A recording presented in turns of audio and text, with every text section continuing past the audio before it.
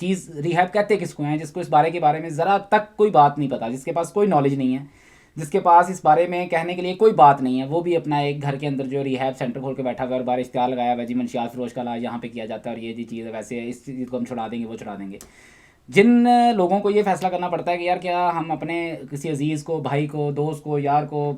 मतलब शोहर को, बाप को, किसी को भी हम जो है वो रिहैब सेंटर में दाखिल करवाएं आया कि हम ना करवाएं। मेरा उन लोगों से सबसे एक बात के ऊपर जो है वो सवाल है कि आप खुद एक दफ़ा जाके जगह देखें वो जहाँ पे आपने उनको सबमिट करवाना है, जहाँ पे आपने उनको जमा करवाना है। ठीक है, रिहैब में जेल से बुरा हाल किया जाता है और ये आजकल जो न्यूज़ वायरल हो रही हैं, जितना भी रिहैब के अंदर के लड़कों को कैसे रखा गया हुआ है और लड़कियों के साथ जो जो वहाँ पे ज़्यादतियाँ और जिस तरह से उनको बेहोशी के आलम में जो किया जा रहा है, लड़कों के साथ जिस तरह से चीज़ें की जा रही हैं। ठीक है, और बाद में जो है वो आगे से ये कमेंट्स पास हो रहे हैं कि जी ठीक है वहाँ पे भी तो नशा ही करते थे, यहाँ पे तो फिर नशा करना है तो फिर यही तो होना है। तो मैं आप लोगों से एक बात के ऊपर वाज़िह तौर पे बताना चलूँ कि आप रिहैब के अंदर लेके क्यों जाते हैं। पहली बात तो ये है, रिहैब में आप इसलिए छोड़ते हैं कि शायद वो नशा छोड़ेगा, वो ये चीज़ें छोड़ेगा, लेकिन आप एक चीज़ भूल जाते हैं। आप जिसको रिहैब छोड़ रहे हैं इसका मतलब आप समझ लें कि आप उसको ज़िंदा उस टाइम के ऊपर जो है वो दफना रहे हैं, क्योंकि आपके 3 माह 6 माह तक वो अंदर है और आपको पता ही नहीं है, आप खबर ही नहीं है, आपको मिलने नहीं दिया जाता। और रिहैब वाले कह देते हैं जी हम आपसे, आपने 2 महीने पहले नहीं आना, आपने 3 महीने पहले मुलाकात करने नहीं आना। देखें, अगर डेवलपमेंट होनी है किसी की या किसी ने नशे को छोड़ना है तो वो आपसे मिलने से, कभी डॉक्टर ने इस बात पे आपको किया है कि आपने अपने पेशेंट से नहीं मिलना? डॉक्टर किस कंडीशन में आपसे कहता है पेशेंट से नहीं मिलना?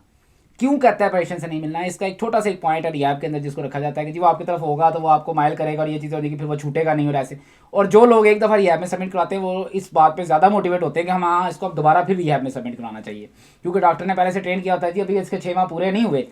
क्योंकि वो 6 माह तक आपसे महाना पैसे उनको आ रहे हैं, उनके प्रॉपर तौर पे पैसे लग जाते हैं।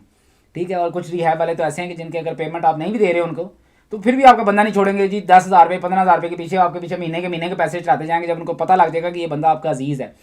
बेसिकली जिस बंदे ने छोड़ा होता है वो तो अजीज़ होता ही है। ठीक है, वो उसकी आगे की ज़िंदगी को बेहतर बनाने की कोशिश कर रहा होता है। लेकिन मैं आया आपको एक बात बताऊँ कि आप बेहतर नहीं बनाते हैं। आप अपना पैसा भी लगाते हैं, आप अपना जो है वो इनपुट भी देते हैं इस चक्कर में कि वो कल को ये चीज़ छोड़ के तो किसी अच्छी तरफ हो जाएगा, लेकिन इसका रिजल्ट आपको पॉजिटिव नहीं मिलता है। इसका रिजल्ट आपको नेगेटिविटी के अंदर मिलता है। और नेगेटिविटी की क्या सूरत हाल आपको देखने को मिलती है? आपका भाई आपका जनाजा नहीं पड़े, आपका भाई आपसे मुनतफर हो जाए, आपका भाई आपके दोस्त यार आपसे जो है वो जिसको भी आपने दाखिल कराया है, अपने रिश्तेदार को, किसी भी अपने करीबी जो खून के रिश्ते को, एक दफ़ा सोच के देखें कि क्या वो आया वैसी मोहब्बत आपसे कर सकेगा? क्या वो वहाँ पे जो चीज़ें सर्वाइव करेगा, क्या वो वहाँ पे उसने जो चीज़ें सर्वाइव की हैं, आया कि वो दोबारा से फिर से आपसे वैसे बात कर सकेगा? अगर वो नहीं कर सकता या क्या चीज़, और आपसे ये समझते हैं कि ठीक है अगर वो आया बाहर आके रिहैब से बाहर आया और आके फिर इस चीज़ पे लगे और आपने फिर रिहैब भेज दिया, तो मेरी बात को समझ लें कि आप पैसा ज़ाया कर रहे हैं। ये सब वो लोग जो पैसा रिहैब के लिए भेजते हैं, अगर किसी को आपने फोर्समेंट करना है उसको काम लगाया जाए, उसके ऊपर आप अपना वक्त दो, उसके साथ बैठो, उसको समझाओ, उसके साथ रहो 4-5 दिन। अगर इतना आपको अपने किसी प्यारे की परवाह है तो मेरा आपसे ये जो है वो एक सजेशन है आप लोगों को कि आप उनके साथ टाइम गुजारो। आप जब 24 घंटे उनके साथ रहोगे, खाओगे पियोगे उठोगे, तो फिर आपको पता लगेगा कि जी आपका उसके साथ जब आप इसका ये रहना सहना होगा तो वो आप उसको जज कर पाओगे कि वो कहाँ पे जो है उसको नशे की तलब होती है या वो किस तरफ जाके वो चीज़ जो है इस चीज़ की नीड में आता है। जब आप उसकी नीड को एक्चुअली समझ जाएंगे तो फिर आप उसको कैच करना या आपको उस चीज़ के ऊपर, नीड के ऊपर जब उसको इस चीज़ की तलब हो तो वो काम आप ना होने दें या उस चीज़ के अंदर उसको किसी ऐसे मशगले में मशरूफ़ कर देंगे जिसके अंदर वो चीज़ आपको हल्का भी मिल सकता है जब आप 4 दिन में उसके साथ रहेंगे। वक्त ये आता है कि हम आजकल एक दूसरे के लिए, हमारे पास इतना वक्त ही कहाँ पे है कि हम किसी को 4 दिन दें, हम किसी को 4 मिनट नहीं दे सकते। तो मैं इसमें ये कहूँगा कि अगर आप किसी को 4 मिनट नहीं दे रहे हो तो जो पैसा आपने उसको रिहैब के लिए देना है, आपको ये डर है कि वो नशे की खातिर ये चीज़ें कर देगा, तो आप उसको फाइनेंशियली तौर पे उसको पैसे दे दो। ठीक है, उसको आप थोड़ी देर के लिए ऐसे ही छोड़ दो कि जैसे भी आप उसको, इससे पहले कि वो इस चीज़ को समझे या वो इस चीज़ को अडॉप्ट करे कि उसको अपनी परवाह हो या वो इस चीज़ की तरफ आए जिनकी फैमिलीज़ हैं और जिनके इस तरह से वो फैमिलीज़ के अंदर जो लोग कर रहे हैं और जिनको प्रॉपर लहजा कर दिया जाता है, उसको पेन अपनी फैमिली का होता है। ठीक है, वो आएगा वापस आके 10-15 दिन, लेकिन वो फिर छुप के करेगा, फिर वो इस चीज़ से डर डर के करेगा, लेकिन वो ऐसी चीज़ को छोड़ेगा नहीं। और उसके अंदर ये दिल के अंदर आपके लिए जो चीज़ बन जाएगी वो आप चीज़ को तसव्वुर भी नहीं कर सकते। कभी कभार आप अपने खून के रिश्ते के साथ एक ऐसी अच्छाई करते हैं जो कि आपके लिए सारी ज़िंदगी में इंतकाम लेता रहता है आपसे, या इंतकाम लेने वाली चीज़ बन जाती है।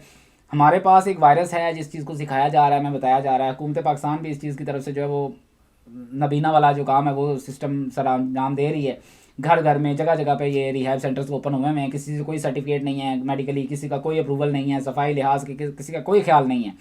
आप जाओ रिहैब सेंटर में तो अगले लड़के जो वहाँ पे जो जिनको बांध के रखा हुआ है, उनके साथ उनको मारा जा रहा है, उनको खाना नहीं दिया जाता, एक टाइम उनको खाना दिया जाता है, उनके साथ क्या जुल्म सितम हो रहा है, ये सब चीज़ें हो रही हैं। लेकिन क्या है कि हम लोग इस तरफ रुझान या हमारा इस तरफ माइंड आना या हम इस तरफ फोकस करना हमारा है ही नहीं। हम ये समझते हैं कि यार ठीक है, अगर उसका मसला है तो वो हल करेगा, इसका मसला है तो ये हल करेगा, हम इतना ही कर सकते थे, दैट्स इट, हमने अपना इतना इनपुट दे दिया। तो मेरा आपको कहने का मकसद ये है कि आप उनको कोई कारोबार शुरू करवा दो जो आपने साल के लिए अगर उनको दाखिल कराएं तो नॉर्मल भी किसी भी जगह पे आप करवाते हो तो 45,000 रुपये तो पिंडी इस्लामाबाद के अंदर तो नॉर्मल है। लाहौर के अंदर मैंने सुना 15-20 हज़ार रुपये के अंदर भी बंदे को दाखिल कर लेते हैं। तो